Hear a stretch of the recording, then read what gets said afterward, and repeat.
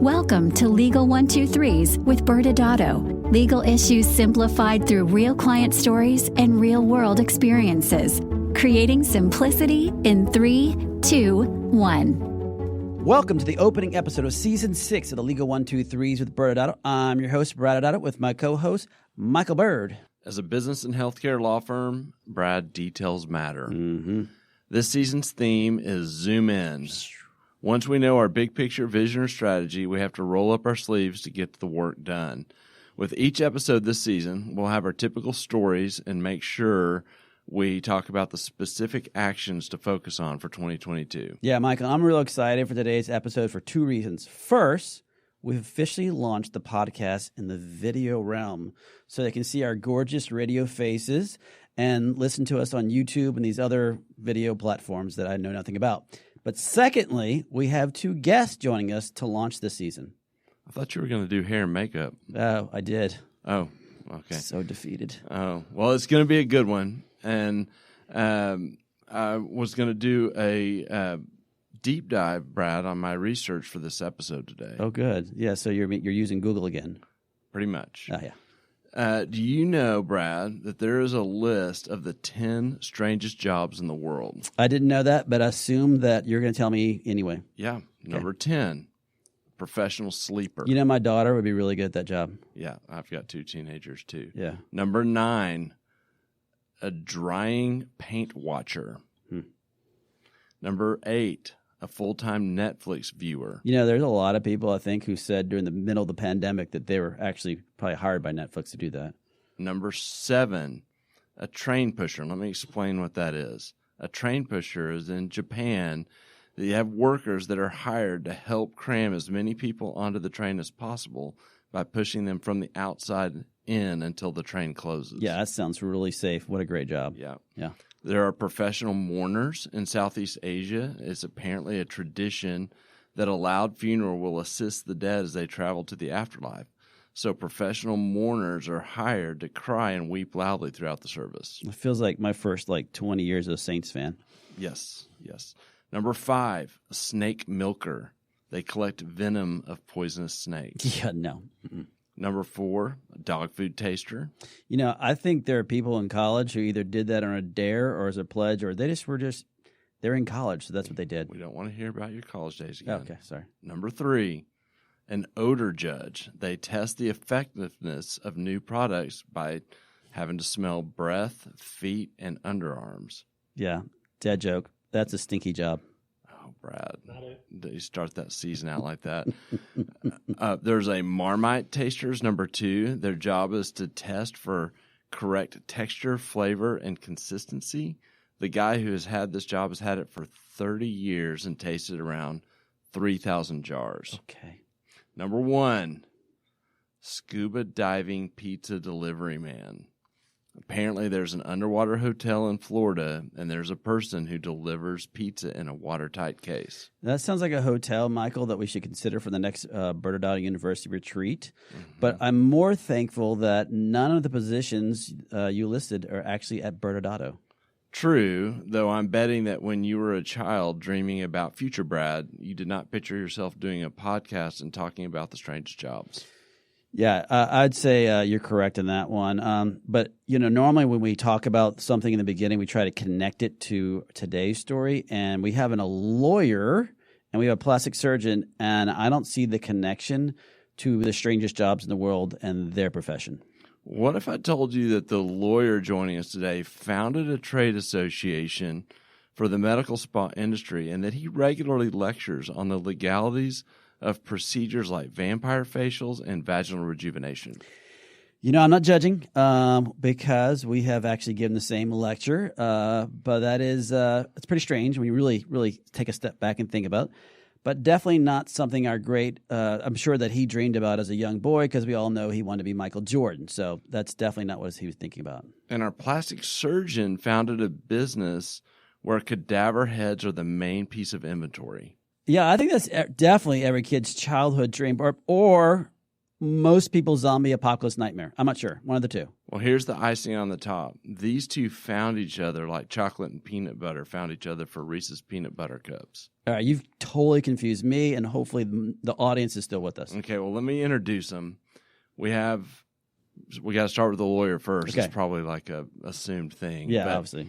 So our law partner, Alex Thiersch, is on again. Alex is the founder of the American Med Spa Association. He's the managing partner of ByrdAdatto's Chicago office.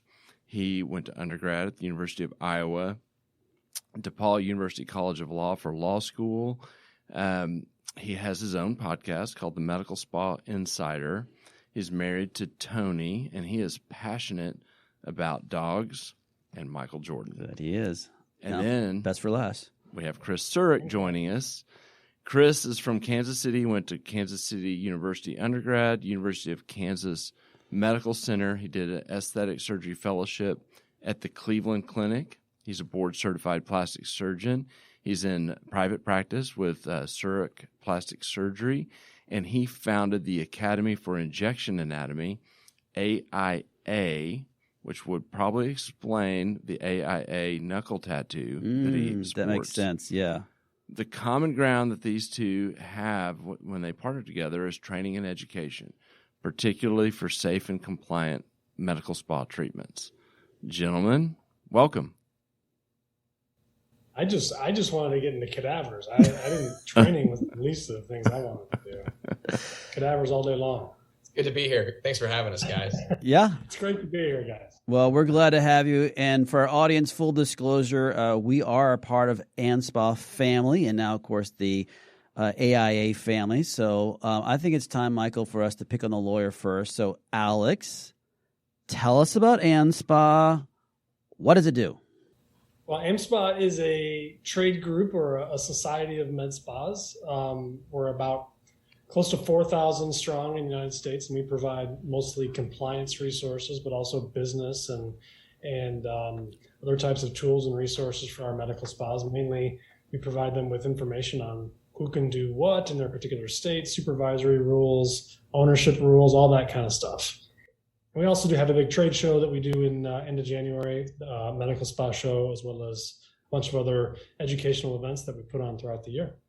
Cool. So why did you start AMSPA? Well, mainly because it was needed. There was nowhere anybody could go at the time to figure out what the hell you could do in your particular state. I'm not even sure ByrdAdatto knew at this point. So it was really just, there was an area in the marketplace that needed help. And more importantly, I could see how big the med spa industry was getting, and that there were folks who were confused and needed guidance and needed help. And so that just kind of is how it all started. I was a lawyer, obviously, by trade. And so my first client was a med spa owner. And I learned about the industry and was just kind of blown away by what people were building. But I was also, curious and a little troubled by the lack of resources, because I could tell a lot of people were doing things incorrectly without even knowing it. And so that was the genesis of it. I started with the Illinois Medical Spa Association, and that morphed quickly into AMSPA. And, one of these, not too long after that, I met two handsome lawyers in Vegas, and the rest is history. So I just want to put a rumor to bed then, Alex. The rumor that you tried out for the Bulls and they just wouldn't pay you enough is not the reason why you started ANSPA. No, that rumor is incorrect. I didn't try out. They asked me to try out, but I couldn't work for that organization after the way they treated Scotty and Michael. And okay, Phil. just good. I just want to make sure I got that one out of the way. Go ahead on speed dial. Yeah, Chris. Tell us about AIA, and is it really true that there are cadaver heads involved in this AIA? Absolutely. Well, yes, there are cadaver heads involved. So AIA, Academy for Injection Anatomy, think of it like a Kaplan course for injectors. You think about when your kids are going through high school and they take SATs, or even in med school or college studying for MCAT. What I realized, I was traveling a lot for industry all over the country. I was fortunate enough to co-author a book in injectables while I was still in residency. And I've been studying anatomy for a little over a decade, particularly anatomy for the injector. So I was already speaking and teaching on it. I would do cadaver courses at national meetings to try and teach anatomy. But when I started traveling for industry and I got out there and I would walk into some pretty famous practices and well-known injectors, I was surprised, number one, by the lack of anatomy knowledge, and number two, the thirst for anatomy knowledge. And I quickly realized that when you think about anything, there are foundational principles. And when it comes to injections, particularly filler injections, you have to understand your anatomical plane and the product you're using. You have to marry the two of those to create optimal outcomes for your patients. And just like Alex said, the resources weren't quite there and people were thirsty for the knowledge. And a lot of them have not done surgical training like I have. A lot of them have not had the opportunity to dissect a face. And I think there's one thing about watching someone do something, but if you actually do it yourself with your own hands and you get to see it, that's a memory that people will never forget. So here in Kansas City, I decided to open up this teaching academy, and mainly because I wanted to stay home a little bit more, be with my family, grow my practice. But I figured if I build it, maybe people will come. And they did. And they started coming a lot. And we started selling out.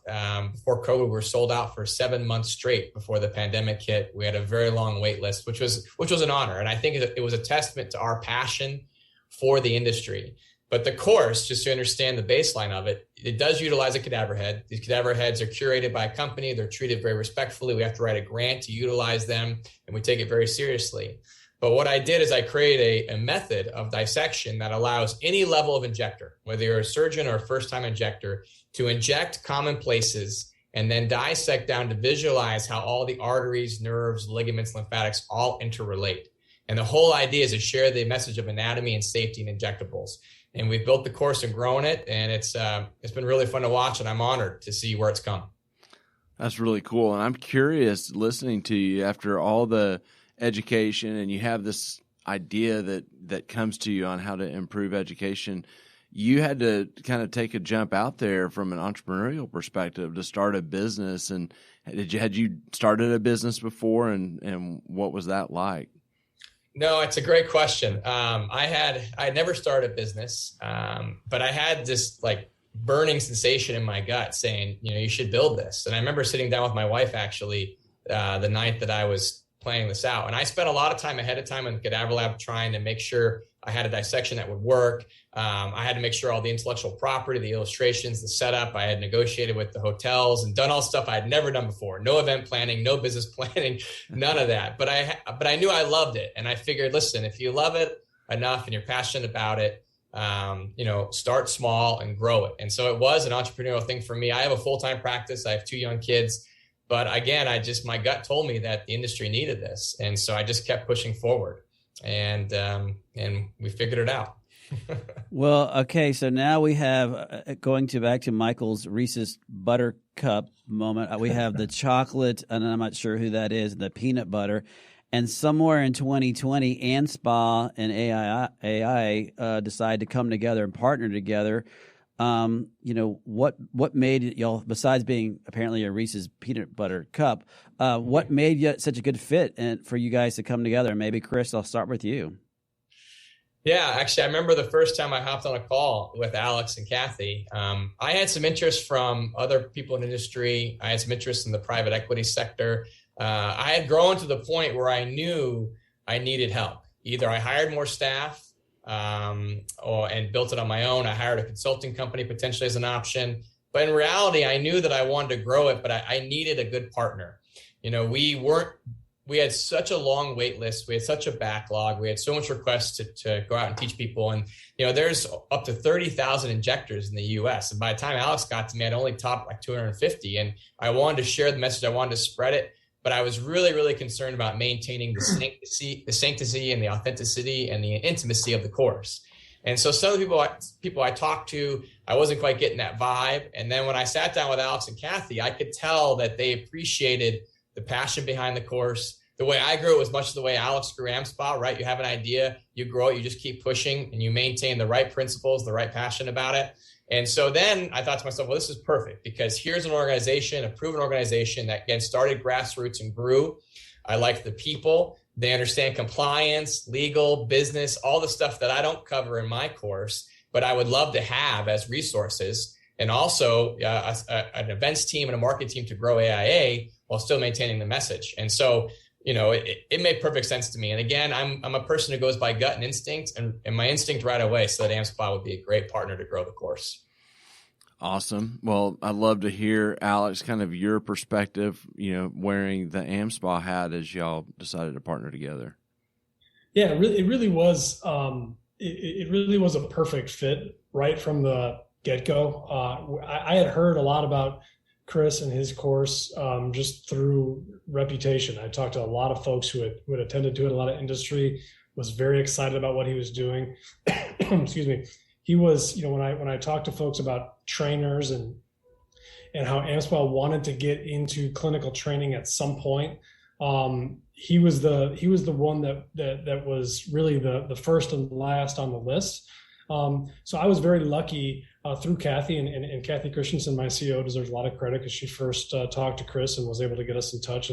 And we saw right away that there was both synergies of what we do as businesses, but also in how we approach business and how we approach the industry. I think that's the most important thing is, to have a good partner, it's not just, the terms have to match up, sure, but you also have to be kind of rowing in the same direction and have the same passion for something. And we've always, AmSpa has primarily been, up to this point, before we got involved with Chris, we were solely compliance, legal, and business. There was no formal clinical training. We did a little bit at MSS, and we did some outsourced stuff, but it really was our goal to get into that because we've known from the beginning there's so many people who need help. They need help in not only determining what the laws are, but they need a lot of help doing things safely and learning how to do things properly. And so it was perfect. And I have to tell you, this was all done over COVID. Chris and I hadn't had any formal, we didn't even meet each other until well after our deal was done. We just had Zoom calls. But frankly, I wouldn't even needed that. I would have done it anyway because I've just going off reputation. I knew that he was onto something special and that he was going to grow this thing to be big, and I wanted to be a part of it. Yeah, and that makes sense. And first off, I love both of y'all. You can tell how passionate you are about the training side and the education side because it really does come through as you guys are describing it to us. And that leads me perfectly back to you, Chris, is, talk about why the training you provided is so important to the industry. Yeah, it's critical. It's critical. You'll hear many people say it's the wild, wild west out there when it comes to injections and aesthetic procedures. And it's true. I mean, as Alex mentioned, there are some legal situations involved, but see, like in plastic surgery, we go through a full residency. We take a test every year to get us ready for a big written board exam. Then we have to submit all our cases and sit in front of this board of examiners where it's very stressful to get credentialed. And so it's this huge process. But yet here we have these medical procedures being provided. And a lot of times, a lot of these people, they just start injecting. And then their training can vary so much based upon who their medical directors are, what access they have, where they came from. And I think it's really critical, not only for the injectors in the industry, but also for the patients, that these people get proper training in safety and anatomy. It's paramount. And for me, if I was an injector, I want to make sure, and I was coming in the industry, I want to make sure that I was as equipped as I possibly could be in anatomy, technique, and the science of the products I'm using before I approach it with my patients, because I would want that as a patient from my provider. And so that was another driving force for me was, hey, let's go ahead and build and grow this. And so I thought it was a really nice marriage with AmSpa to do it. And I think the industry response has been very good. And I think our attendees and our alumni have really taken that message and spread the word. And it's my hope that we're just setting an example for others to continue to put an emphasis on training because it's critical. It's critical for us. It's critical for our colleagues. And most importantly, it's critical for all of our patients who are receiving these procedures. Yeah, I had one follow-up question to something you had said, Chris. And what were you had talked about earlier that you have people come in there from anywhere from a plastic surgeon to just an injector of some sort. What was the most shocking thing that you noticed when you were teaching the course for the first couple of times? Was there's a pattern that kind of demonstrated itself at all? Well, the nice thing is I think the people that come to our course, so we have a saying that the fear of injections is the fear of anatomy. And I think people who came to our course had a healthy fear of the anatomy. But even some of the most seasoned injectors I've had, physicians in different realms. It was the aha moments when they got to see certain things. For example, with tear trough injections, they got to see how close the vessels are to their injection. And that's really humbling for them, considering that all these vessels interconnect with the orbit, for example. When people got involved with temple injections, a very common thing. I saw a lot of people didn't understand that anatomy, and they learned certain safety parameters, but also danger zones they hadn't seen before. It was a real aha moment. The other area where you see a lot of stuff on social media is what's called liquid rhinoplasty, or injections of the nose with filler. And I think sometimes the way it's presented on social media platforms and other people is that it's a low risk procedure. But as a matter of fact, it can be done, it can be performed effectively and has been done safely, but also if it's not done properly, or if there's an injection that ends up disrupting the vessels of the nose, it can create a lot of problems, including vision loss. And so I think it was really good for those injectors to cut down on the nose and see where the anatomy is for those who do inject, so they could actually have a really good sense of the right plane to be in. And so I think it's really important that they have those aha moments. That's what I really see. I love the aha moments, the look on their face where, we kind of break them down, we show them what can go wrong, and then we build them up to show them what they can do to prevent those problems. And it's a really fun growth process. By the time they leave the course, I feel like we've equipped them with a better skill set than what they came in with. Yeah, and I'll give you one more shameless plug. I had the pleasure of meeting a lot of people in the last boot camp and at MSS who had either attended your course they all had attended your course. And even the ones who were physicians told me they learned a ton from it. And they even said that they learned new techniques even about how to inject better. So hats off to you for starting the course. Alex, hats off to you for finding the peanut butter or chocolate. I'm still not sure which one's which, and combining the two. No, I think and just to piggyback on what you said, Brad, everyone, and this is 100% of the people that I've talked to have been to the course. I've just been blown away. I've seen it. It really is something it's a sight to behold. You learn so much, even as a lawyer, a layperson. After I got over the initial nausea and after I woke up from passing out, seeing some of the the injections, I found myself kind of engaged in learning and what was going on. And what I always tell people in this industry is this industry, I'm talking about med spas, but non-invasive aesthetics and injectables in general is growing so fast, and there's so much potential. There's so much money to be made, but also people to help and lives to transform. The only thing that's going to stop us is if people aren't doing things safely and they start injuring people, and there's news stories and there's issues that come with that, and then resulting legislation in the wrong way. It's really the biggest danger that we all have. So the minute we saw that, we were like, this is what we need to get as part of our curriculum, because it's so important that people know, you have to know what you don't know. And I think there's definitely a certain, you kind of see it when people come out, there's a certain healthy respect for what they're doing once they're done with the course that maybe they didn't have at the beginning. And I think every injector needs that, because they've got to be a little humbled and a little careful. Otherwise, that's when people get in trouble. And we don't want that. We want this industry to be safe. We want it to be profitable, but most importantly, we want it to be safe. And that's what we're after. Yeah.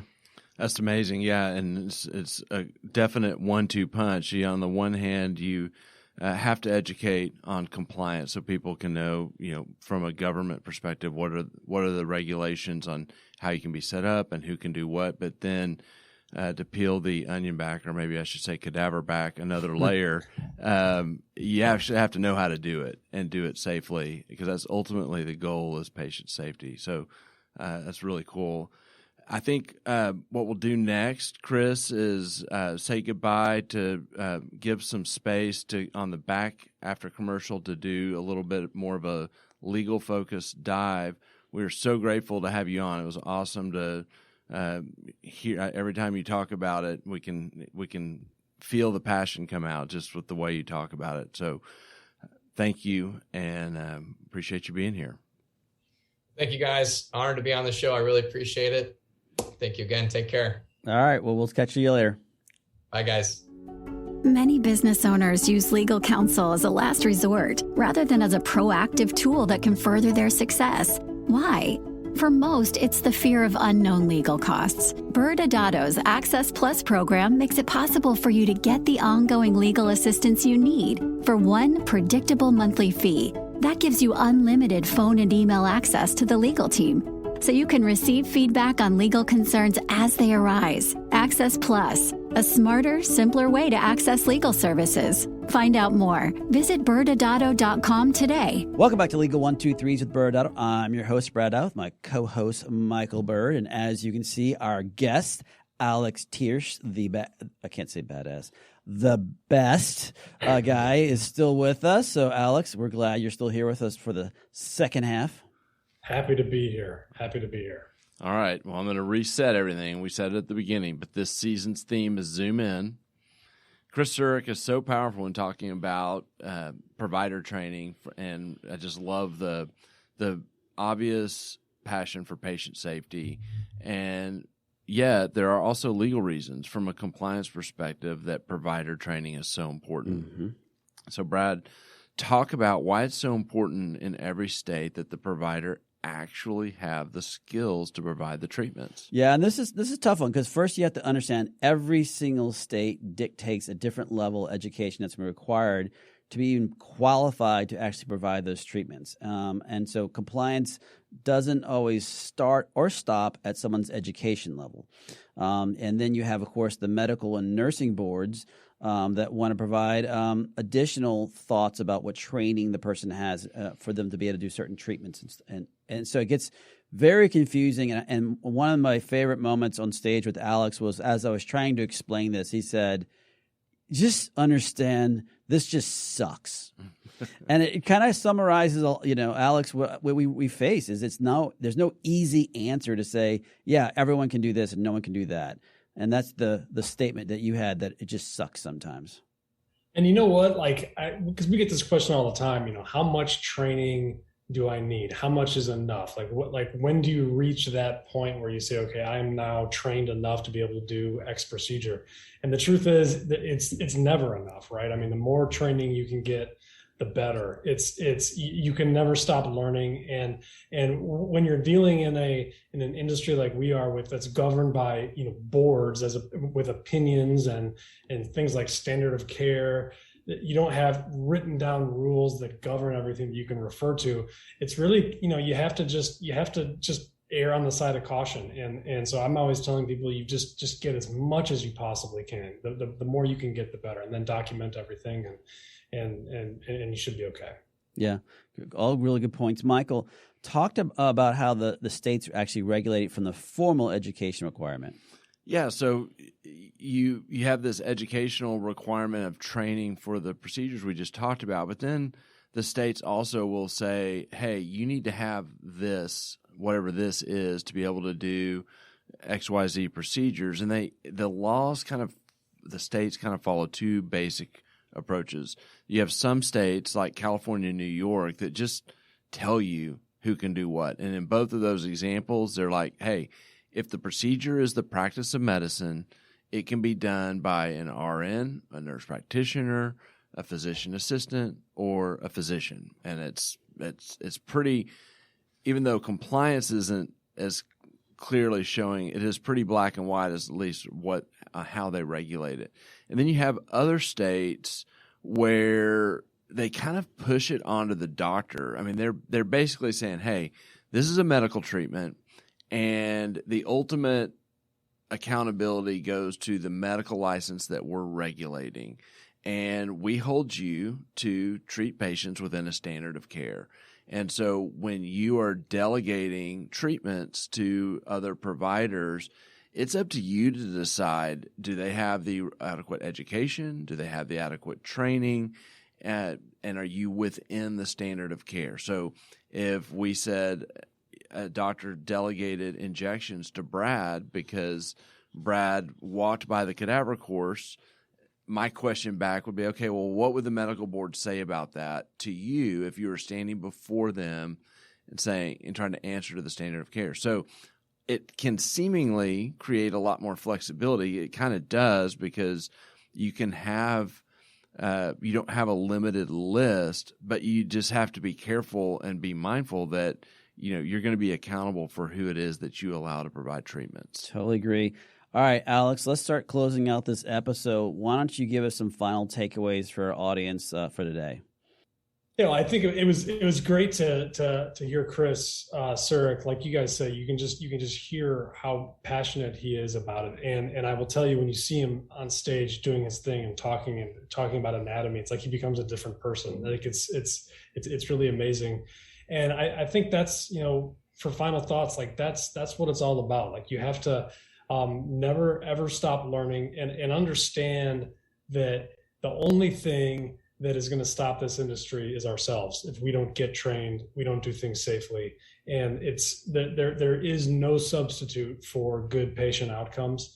And there's nothing that is going to give us more trouble than bad patient outcomes. So kudos to you guys as well for having Chris on. He's an incredible instructor, and I think he's going to, we're just getting started with this too. So I'm excited to see where he goes. Yeah.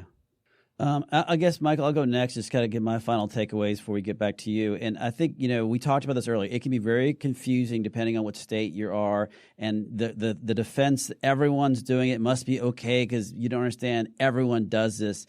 And sadly, as we've learned through the years, it's not always the case. And so going back to where we talked about training and education in the very beginning of this, if you are a physician or either the owner of the med spa or the supervising physician or in some states the medical director, you really need to understand how to do the treatment yourself. That's important because and anyone else who's actually providing that actual treatment, that they can do it because they are actually providing that treatment under your license. And ultimately, the medical board and there are other issues that we've talked about is the concern about patient safety. And that's what I love about what AIA and ANSPA is doing is making sure it's not just compliance, but actually doing it correctly. So I'm going to stop, Michael, and let you take the final thoughts today. Well, I think that the professional mourners that we talked about at the beginning are people that didn't follow patient safety and they lost their jobs. And so they got so good at the wailing and crying that they went and started getting paid for it. Maybe so. Well, Alex, thanks again for joining us today. Absolutely. Thanks for having me. All right. Well, join us next Wednesday when our law partner, Dr. Jeff Siegel, joins us to discuss snake oil of the patient reviews. Thanks again for joining us today. And remember, if you like this episode, please subscribe. Make sure to give us a 5-star rating and share with your friends. You can also sign up for the ByrdAdatto newsletter by going to our website at ByrdAdatto.com. ByrdAdatto is providing this podcast as a public service. This podcast is for educational purposes only. This podcast does not constitute legal advice, nor does it establish an attorney-client relationship. Reference to any specific product or entity does not constitute an endorsement or recommendation by ByrdAdatto. The views expressed by guests are their own, and their appearance on the program does not imply an endorsement of them or any entity they represent. Please consult with an attorney on your legal issues.